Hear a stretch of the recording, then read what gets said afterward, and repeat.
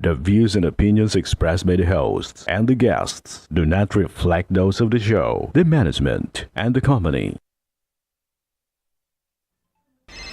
Hello, sa ako dito tamang oras mismo po ba ito? Martinez po ito. Aaksyonan po ba agad natin yan? Ora mismo. Tandaan nyo, ito yung dating airport.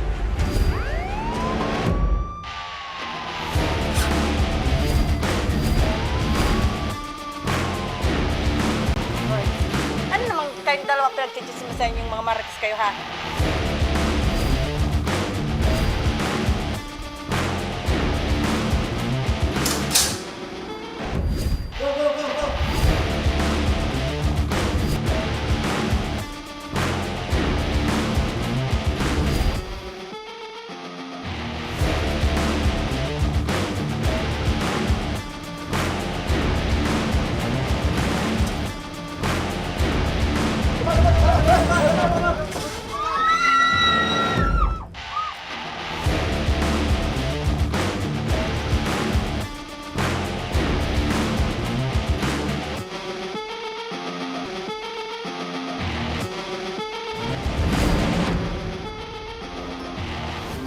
Isang maulang hapon sa ating mga masugid na taga-subaybay. Sana po kayo ay nasa ligtas na kalagayan habang tayo ay dumaranas ngayon ng bagyo. Ngunit sa kabila ng bagyong Christine, live na live po pa rin po tayo ngayong araw ng Martes para magbigay ng serbisyo publiko. Magandang hapon sa iyo, partner, at magandang hapon sa ating mga giliw na tagapakinig at taga-subaybay. May pakiusap lang ako kay Maring Christine.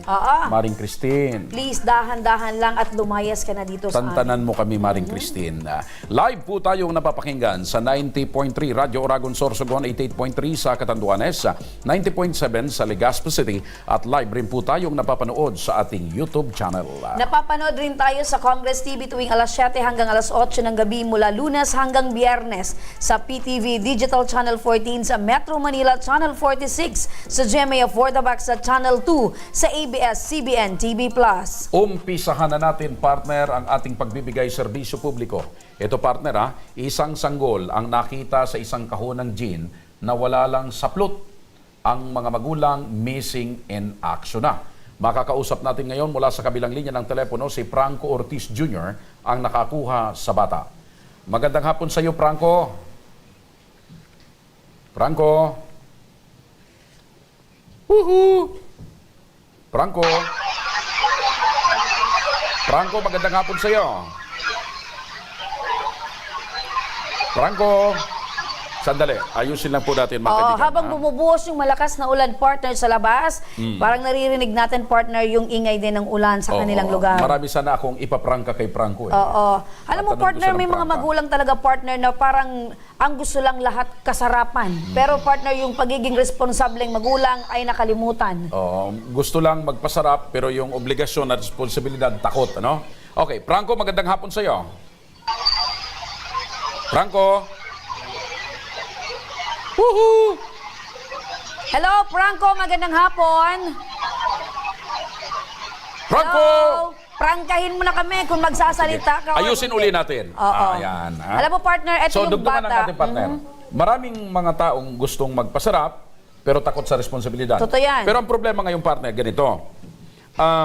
Dahil nga sa dahil sa social media, marami na talaga, partner, yung nagkakaroon ng mga biglaang relasyon pagkatapos nabubuntisan. Totoo. Wala namang halong pagmamahal, wala namang halong pagiging responsable, partner. Correct. Kaya yun. Eto. Sarap lang, partner, yung kanilang parang gusto, pero yung responsableng magulang Nandiyan na ba? Ayan na, partner. Franco, magandang hapon. Magandang hapon po, sir. Ayun. Franco, matanong lang namin, kailan mo natagpuan yung bata? Noon pong October 20 po yun. October? Sunday po ng gabi yun. October ano yan? October 20 po. October 20. Yeah, Sunday. Mga anong oras mo ito napansin itong kahon na ito na may bata? Mga around 7:30 po ng gabi yun. 7:30 ng gabi. Saan mo ito natagpuan? Saan mo ito natagpuan? Sa labas po ng aming bahay. Okay, isang lugar? Dito lang po sa labas ng bahay namin, sa may gate po namin, sa may terasa. Labas ng terasa namin. Anong barangay yan? Sa Barangay Tagungtong po, Goa, Camarines Sur. Tagungtong, Goa, Camarines Sur. Yes po. May ideya ka ba or kilala mo ba yung mga magulang nitong sanggol na iniwan dyan sa harap ng bahay nyo? Wala po kaming ideya, sir eh. Kasi mas nga po yung mga otoridad, wala pa yatang lead kung sino po ang Okay. So, naiwan. tanong ko lang, Franco, sa tingin mo, bakit dyan sa harap mismo ng bahay nyo iniwan? Kung ikaw ang, sa pag-iisip mo at siguro sa pag-aanalisa mo, bakit sa harap ng bahay nyo iniwan yung sanggol? Siguro po, sir, kasi medyo madilim po dito sa parts namin, yung papasok po ng maliit lang kasing kalye to eh. Yung main highway po nandun pa sa may labasan namin.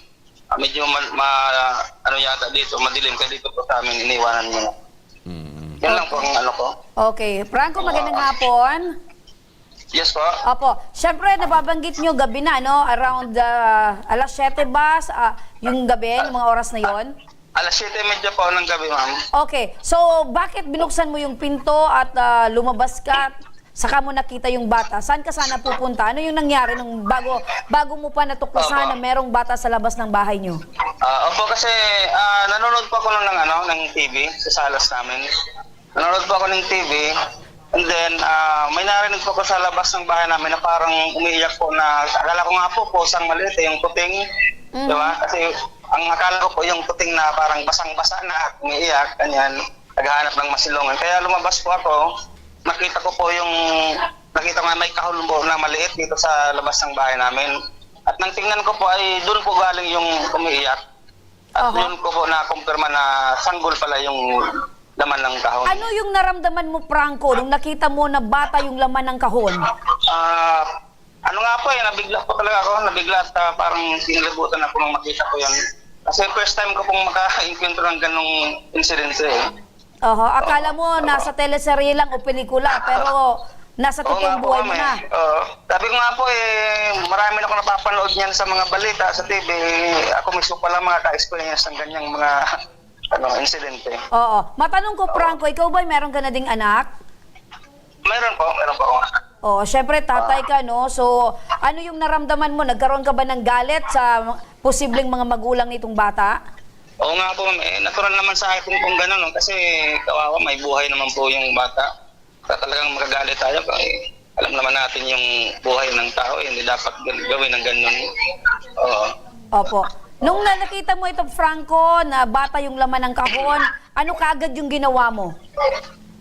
Sa una po ay naisipin ko munang wag pong galawin yung kahon kasi di ba pag dumating yung otoridad parang dapat alam po nila yung kung saan galing yung makita nila yung mismong kinalalagyan ng kahon. So tumawag po ako dito sa mga kapitbahay namin kasi isang compound lang kami dito, magkapatid ng asawa ko at yung bayaw ko. Tinawag ko rin po, sabi ko humingi ng tulong sa otoridad, tumawag ng barangay o pulis para makita yung dito, yung kahon. Oo. Sila po Nakikita namin, Franco, mayroong payong sa gilid. Yan ba ay dati nang naandyan bago mo pa nakita yung bata or kayo na lang yung naglagay para matakpan yung ulan? Ako na lang po ang naglagay ng ng kahon ng tawag nito payong kasi umuulan nga po malakas yung ulan ng gabing yun. Okay. Kaya pinayungan ko po yung Okay. kahon. Aside sa kumot na nakikita namin na nakapulupot sa bata, meron pa bang laman yung kahon? Wala na pong iba, ma'am. Yun lang po talaga. So wala talagang talagang pwedeng pagkakilanlan. So sige. Wala po. Sige, Franco, maraming salamat sa iyo, Franco, sa kabutihang loob na ginawa Salamat mo. po. Oo. Thank you very much po. Okay. Samantala, partner, nasa kabilang linya na rin ng telepono si Ma'am Sherilyn Inciso, ang Social Welfare Officer 1 ng Municipal Social Welfare and Development Office ng Goa, Camarines Sur. Ma'am Sherilyn, magandang hapon po. Yes po, sir. Magandang hapon. Ma'am, makikikumusta lang po kami. Kumusta na po yung kalagayan ng sanggol? Sir, bali po sa ngayon, yung bata po ay kasalukuyan pong nasa pangangalaga po ng Goa Municipal Infirmary po. Opo. No, so nasa pangangalaga ng Municipal Infirmary, ano?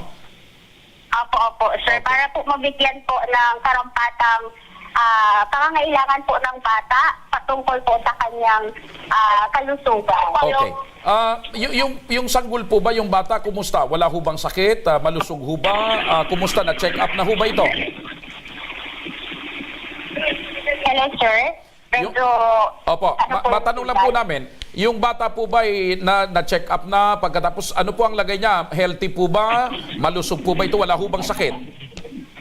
At sa ngayon po, sir, yung bata po ay under observation pa po. So, bali po, yung mga given medicine na po sa bata ay yung Hepatitis, vitamin K po, at meron pong antibiotic po na ibinibigay po sa bata. Opo, doon po sa... Gandahan po, meron po tayong isang mother po na willing and sa kasalukuyan po ay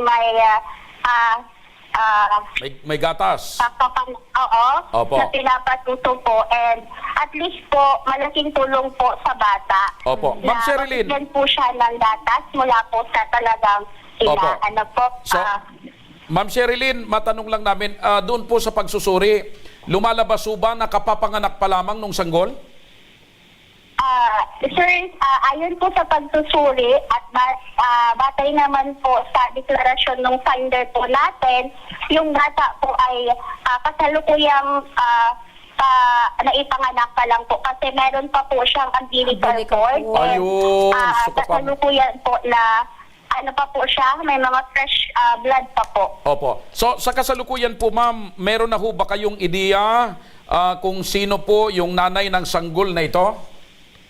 So ngayon po, sir, kasalukuyan po na patulong po natin ang ating PNP po to WCPD po para po matrace po natin kung sino po yung responsibleng ina o kaya magulang po ng batang inabando na po o kaya yung foundling child po natin.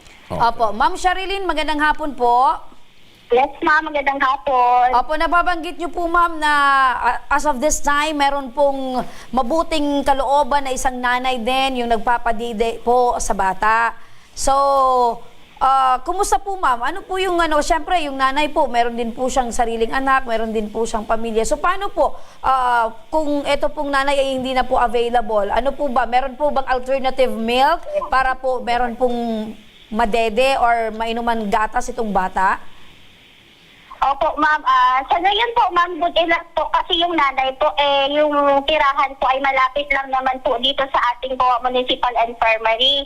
And regarding po naman, ma'am, sa kung hindi po available po yung nanay, nakipag-coordinate po tayo sa ating Municipal Nutrition Office kasi po, may karating po tayong munisipyo na meron pong depo na kung saan po doon po tayo nakipag-coordinate po kasi po para po makakuha tayo ng gatas para po sa ating bata. Ayun. Po. Opo, yun po ang inaalala namin. Siyempre, ang bata ay talagang gutumin po yan. So, importante po, meron po kayong mapagkukunan ng gatas. Ma'am, para po sa kalaman ng ating mga tagapanood at tagapakinig, may karampatang kaso, padusa po ito sa nanay, especially sa nang-iwan na nanay. Ano po, sa ganito pong sitwasyon, sino po ba yung magsasampa ng kaso? Yung government po ba? Kayo po mismo, ang opisina po ninyo? Paano po yung magiging proseso, Ma'am Sherilyn? Batay po sa ma'am, batay po sa ating batas po ay naandito po ang ating opisina, ang ating pong Municipal Social Welfare and Development Office. Regarding po sa pagsampa kung sakali man po ng case po sa responsable ang ina, ay katulong po natin ang WCPD po regarding po and filing of the case kung sakali po. Opo. Para po at least alam po natin mismo kung ano po yung karampatang kaso. Opo. Ma'am Sherilyn, sa mga oras po na ito, marami pong mga magulang ang nagnanais siguro po na mag-adapt ng isang bata. So, paano po yung magiging proseso if wala po talagang makuhang magulang itong bata? Ito po ay, syempre, pwede din po na may mag-adapt. So, ano po yung magiging proseso, ma'am? Opo, ma'am. Regarding naman po sa pag-adapt, nalaman po ng ating mga kahimanwa po, sa ngayon po, ilan-ilan na po yung pumupunta po sa ating opisina para po mag-inquire regarding po sa adoption process. Pero po sa ngayon, ang bata po ay hindi na po siya pwede kasi po kailangan na po siyang dumaan ng proseso. So habang po piniprepare po ng ating opisina yung mga documents na kailangan po, kasi po dadalhin po natin ang bata sa institution po sa Ligao. Doon po sa... Opo, sa Nasisi Ligao po. Opo, sa Nasisi. So, kung sakali ma'am, may mga proseso na po siya, so may mga proseso na po, magbibigay po ang ating institution. Katulong po din natin ang RACO 5. So, sila po yung magbibigay po sa atin kung yung bata po ba ay ready na po or kaya po available na po siya for legal adoption. So, Opo. and po, doon na po sila mag-a-apply. Okay, Ma'am Sherilyn, sa ngayon, syempre may mga pangangailangan po yung bata. Ano po yung mga partikular na pangangailangan po ng bata sa mga panahon pong ito? Sa ngayon po, ma'am, yung particular po na pangangailangan ng bata, yung una-una po yung gatas, kung saan, ma'am, ay meron naman po tayong source, and yung damit, yung diaper, so yun po yung mga basic needs ng bata. So, na kung saan po ay naibibigay naman po natin ng opisina po at iba pa po nating partners na may mga mabubuting loob po na nagiging po natin ka-partner. Ano po? Ayun. So, nababanggit niyo po, Ma'am Sherilyn, na meron po tayong mga mababuting partner na talagang willing tumulong. Dagdagan pa natin ang partner. At isa pa, dagdagan natin ang mabuting ma'am, partner. ang partner. Kasi nasa kabilang linya ng telepono si Congressman Jill Bungalon, ang representative ng Ako Bicol Party List, katulong na kakampi pa. Kong Jill, magandang hapon po. Magandang hapon Joshua, Tremi, at magandang hapon sa ating mga lahat ng nakaantabay sa programa. Opo, Kong Jill, kaawa-awa po itong sanggol na basta na lamang po iniwan sa harap ng isang bahay at ito po'y kapapanganak pa lamang. Sa mga ganitong sitwasyon, mayroon din pong pangangailangan yung bata habang pinoproseso ngayon ng mga taga-MSWD, yung pag-aasikaso dito. Ano po ang pwedeng maitulong ng Ako Bicol Party List, Kong Jill? Wala, unang-una ay nagpapasalamat tayo sa MSWDO sa pag-asikaso dito sa inabando ng bata. At ngayon narinig natin na talagang bukod doon sa kalinga ng kanyang ina ay marami pang pangangailangan ng nasabing sanggol. So ngayon ang gagawin natin Joshua at Remy, bibigyan natin sila lalong-lalo na yung bata yung kanyang pangangailangan. Pinansyal na pangangailangan para ma-cover yung kanyang basic needs, kagaya lamang ng mga damit, diaper, gatas, at kung ano pa ang pinaka-importanteng kailangan ng bata. Ayun. Oo. So, in terms nun sa pangangailangan, sagot na ng Ako Bicol Party List yung tulong partner. Oo. Attorney Jill, tanong din po namin, Congressman, Attorney, ano po yung ba yung nakasaad sa batas? Kasi sa ganito pong sitwasyon, may pananagutan po yung magulang. Dahil hindi po tama na basta na lang po ay iwan yung bata sa hindi maayos na lugar or hindi tama na mag-iwan ang magulang sa bata. Pagdating po sa ganito, ano po yung pwedeng kaharapin ng magulang sa ganito pong actuation sa mali pong pag-iwan ng bata, lalo na po sa ganitong panahon, tag-ulan pa partner, nilalamig yung bata. Attorney Jill, ano po ba yung kasong pwedeng kaharapin ng magulang? Well, malinaw naman na may naganap na pag-aabandona doon sa sanggol at depende sa sirkumstansya, maaari din ditong magiging murder. Alam mo kung bakit? Kasi ito po ay ang sanggol ay he's not or she's not capable of helping herself or himself sapagkat sa kanyang murang edad ay siya ay iniwan na lamang at inabandona. So kung talagang ang intensyon yung nanay o nung magulang na nag-abandona ay talagang mamatay yung bata, pwede yan pumasok sa murder, At pwede rin yan pumasok doon sa abandonment na tinatawag. At malinaw na meron pong magiging criminal liability, depende po sa magiging investigasyon ng ating law enforcement agency. So, dalawa pong kaso ang pwedeng kaharapin ng magulang, murder at abandonment. Kasi partner, malay mo, kainin ng aso or kung ano man ang hayop yung bata, syempre partner, ang intensyon ng magulang ay ako, patayin. tinitingnan ko yung intensyon, nilagay niya doon sa harap ng bahay para may makakita ka agad. Pero partner, hindi mo Delikado pa rin. mabuti partner kung kinatok mo yung bahay tapos tumakbo ka, at least may lumabas man lang. Pero wala partner, walang knowledge yung may-ari ng bahay, di ba? So yun po, Congressman Jill, pasok sa 2 kaso itong mga magulang nitong bata. Yes, tama ka. At again, depende sa magiging investigasyon. No? Titignan natin yung motibo ng magulang sa pag-abandona ng bata.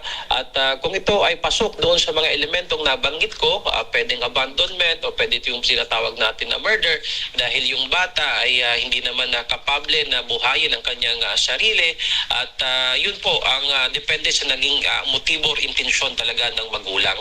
But anyway, ang malinaw ho dito ay labag ho sa batas ang ginawa ng nasabing magulang dahil kawawa po yung naging sitwasyon ng bata.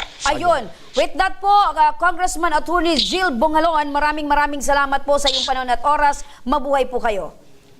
Salamat at magandang hapon. Opo. Balikan lang natin si MSWD, si Ma'am Sherilyn. Ma'am Sherilyn, papapuntahin po namin dyan yung aming team para ihatid po ang tulong at regalo ng Ako Bicol Party List number 131 sa Sanggol. Ma'am Sherilyn. Okay. Ayos na. Nawala si Ma'am Sherilyn. Okay. Opo. Ay, ayan. Mahina po yung signal. Opo, Ma'am Sherilyn, ulitin lang po namin, kung hindi nyo po narinig, willing pong magpadala po ng tulong ang Ako Bicol Party List si Congressman Sally at Congressman Jill Bongalon para po sa Sanggol. At pupunta po dyan yung aming team para ihatid po itong tulong na ito, Ma'am She. Okay? Ayos na. Ayun, ayos na. Opo.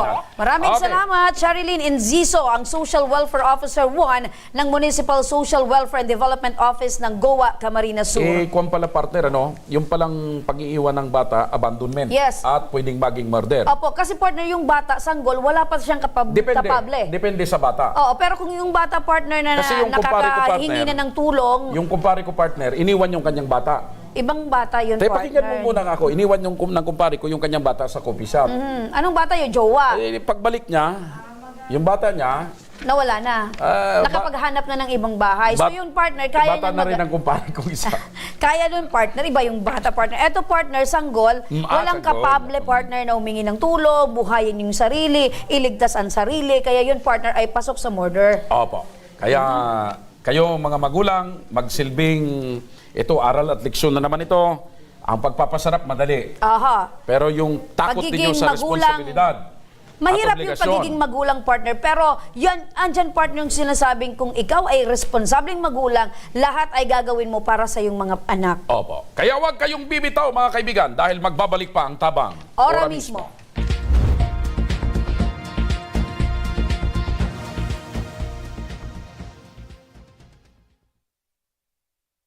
Marahay na daw sa Indo Gabos. Ang aldaw na ini ay para sa Indo, para sa tuyang mga kababayang Bicolano na nangangaipuhan kan kalinga, asin manlain-lain na medikal na serbisyo. Ini po ang sa tuyang dalan para makapaghatod kan serbisyo maski guraano ini karayo o karani ang sa indong kinamumugtakan. Ang Tarabangan Caravan ay saro pong inisyatibo kan Ako Bicol Party List na igwang layunin na darahon ang serbisyo medikal asin dental direkta sa saindong mga komunidad. Aram po niya to na daigabos may kakayahan o pagkakataon na makaduman sa ospital o klinika. Kaya't kami na po ang nagrarani sa Indo. Kaibahan ang matitibay na doktor, dentista, medical personnel, asin mga volunteer kan Ako Bicol Party List. Libre po gabos ang serbisyo medikal, dental, laboratory, asin mga bulong. Wala po kamo na dapat ihadit sa gastusin taini ay para sa indong kalusugan. Kaiba taman po ang satuyang programa ang libreng gupit asin masahe para sa satuyang mga kababayan. Maliban digdi, may local recruitment activity man kita ngunyan. Ini po sarong biyaya para sa satuyang mga kababayan na nag-aanap kitrabaho. Sana po ay makatabang ini sa Indo. Tangani, makaanap kay mga bagong oportunidad para sa indong pamilya. Mga kababayan, muya ko pong ipabot sa Indo na ako Bicol Party List Permi yaon para sa Indo. Sadto ngunyan asin sa maabot. Kami po ay padagos paglilingkod sa bawat Bicolano. Kami po ay nagpapasalamat sa saindong padagos na suporta. Habang yaon ang suporta kan kada Bicolano sa ako Bicol Party List, padagos po niya to dadarahon ang mga programa na direktang nakakapiktar asin nakakatabang sa Saindogabos. Sa giraray, dakulaw pasasalamat po sa indong pagtangkilig asin pagtitiwala naway padagos niya tong ipangadji ang mga kalusugan asin kaligtasan kang bawat saro. Padagos po kitang magtarabangan asin magkasararo para sa mas malusog asin masiglang Bicolandia. Dakulang salamat po asin maray na aldaw sa Indogabos.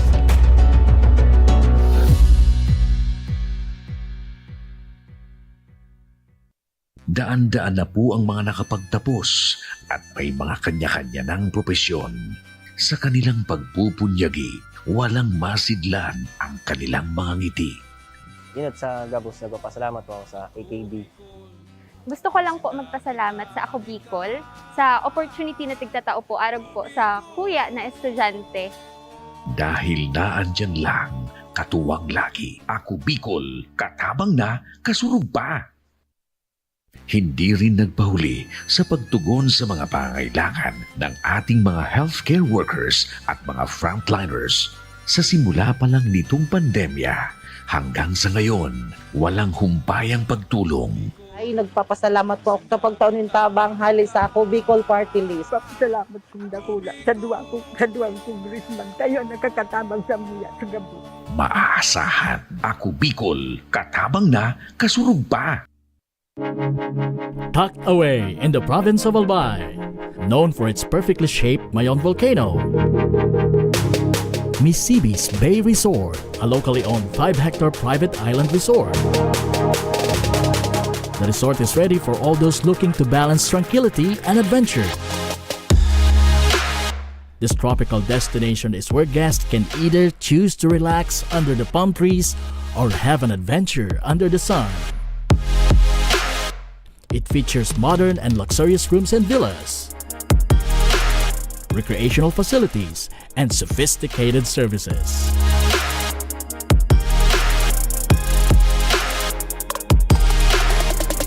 Come and experience Misibis Bay Resort, your tropical island getaway.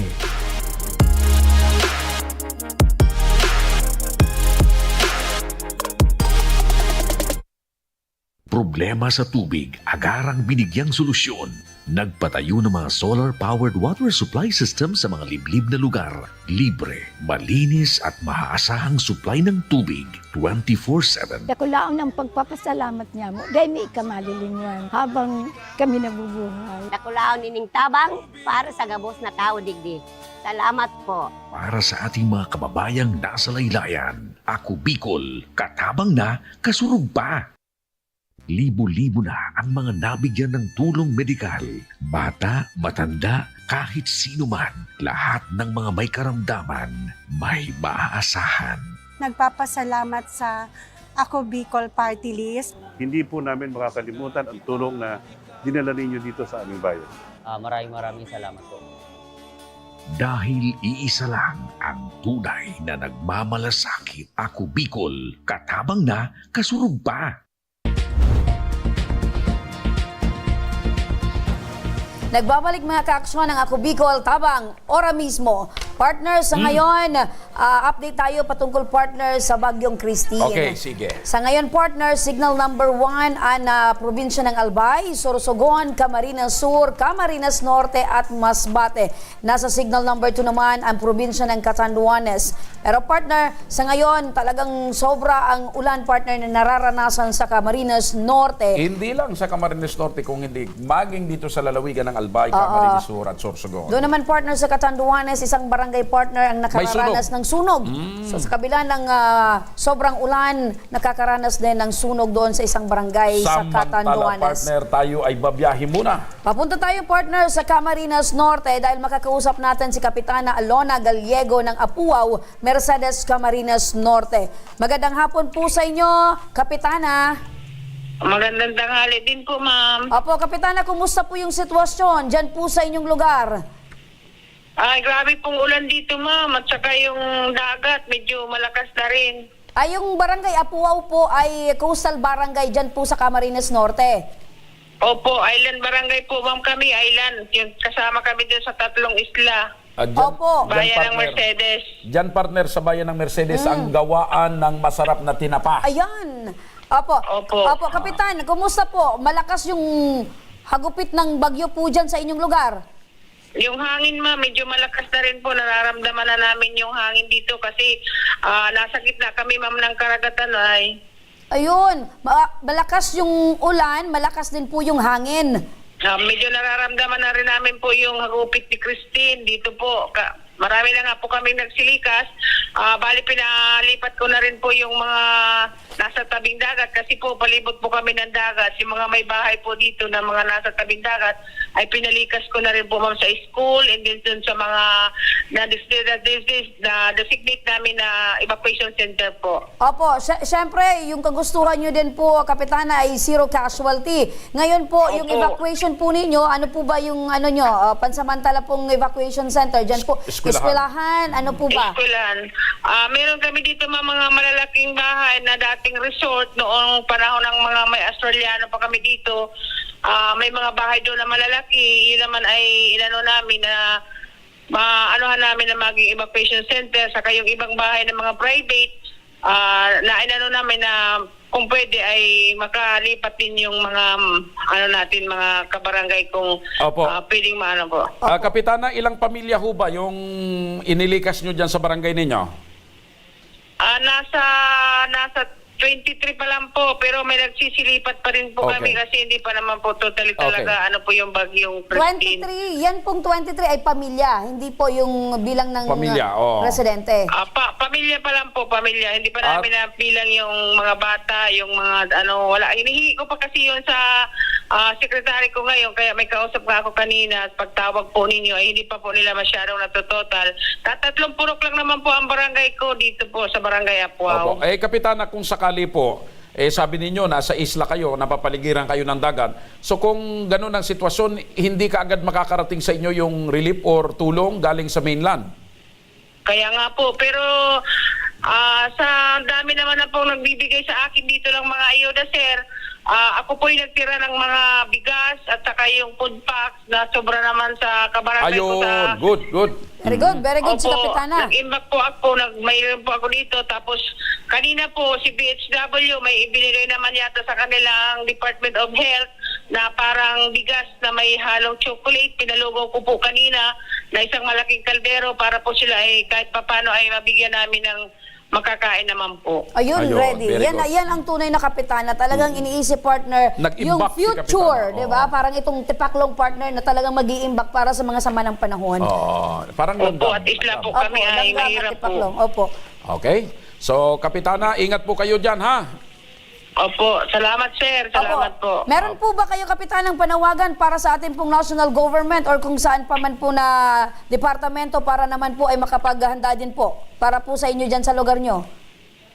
Ay, kung sakali man po na kami po talaga ay masentro ng Bagyong Christine, hindi naman po sa pinagdadasal naman natin sa Panginoon na hindi po kami tamaan ng bagyong ito, ay kami po ay humihingi ng tulong sa national government. Pero hindi naman po kami pinababayaan ng ating butihing mayor na si Mayor Alex po ng bayan ng Mercedes. Kasi po, through chat or sa messenger po ay talaga pong aktibo naman po ang aming mayor. Very good. Magaling nakachat si Mayor. Opo, at huwag kayong mag-alala, Kapitana, dahil kami din po dito sa Ako Bicol Party List, ang aming programa ay aalalay din po sa inyo sa anumang pong oras. Mabuhay po kayo at manatili po kayong ligtas. Maraming salamat din po, ma'am. Maraming salamat din. Maraming salamat po, Kapitana. Yan ang tunay na kapitan, partner. Laging handa. Nag-imbak para sa panahon ng sakuna, meron siyang may bibigay. Opo. Saludo ako dyan, partner. Ang kagandahan, isang chat lang daw din yung Opo. mayor. Merong mga ibang kapitan na partner na inuuwi yung mga ano. Iniimbak niya sarili. Sa sariling bahay. Hindi para sa barangay. Opo. Ah. Importante yan, partner, para sa panahon ng mga ganito ay laging handa. O, ilang days na lang, partner? 66 days na lang, partner. Pasko na. Ninang Joreme. Favorite number mo yan, partner? Ano? 66. Hindi. Bumaba na. 69 ako. Tumaas. Oo. Oo. Mga ka-aksyon, Merry Christmas in advance po sa inyong lahat. At sa mga nais humingi ng tulong sa aming programa, panoorin po natin ito.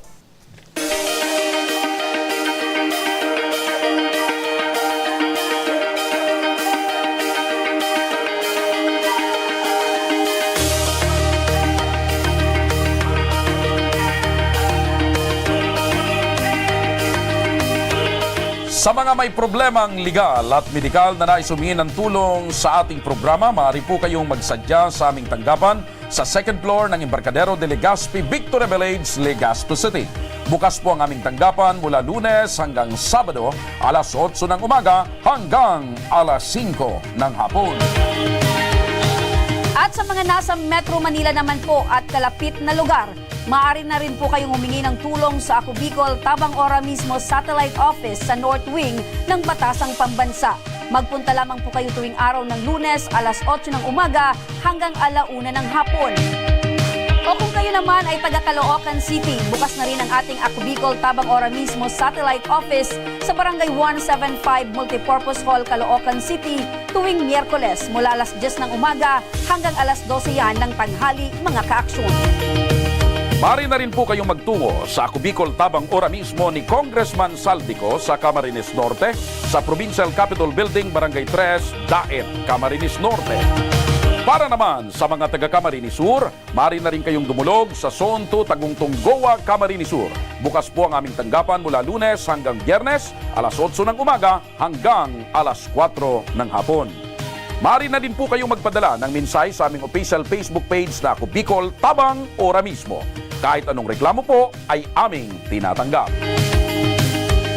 Huwag niyo rin pong kalimutan i-follow ang aming mga official social media accounts sa aming Facebook account, YouTube at TikTok account, Ako Bicol Tabang Ora mismo.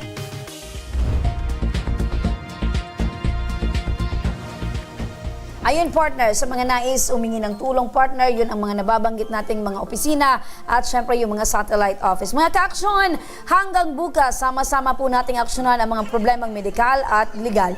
Ako po si Remy Araneta Mindones. Ito po ang programang may paninindigan, patuloy na tutugon sa inyong pangangailangan. Ako po si Mr. Siram Joshua Martinez. Maraming salamat. God bless Bicolandia. Mabuhay. Magandang hapon at salamat. Ito ang Tabang Ora mismo.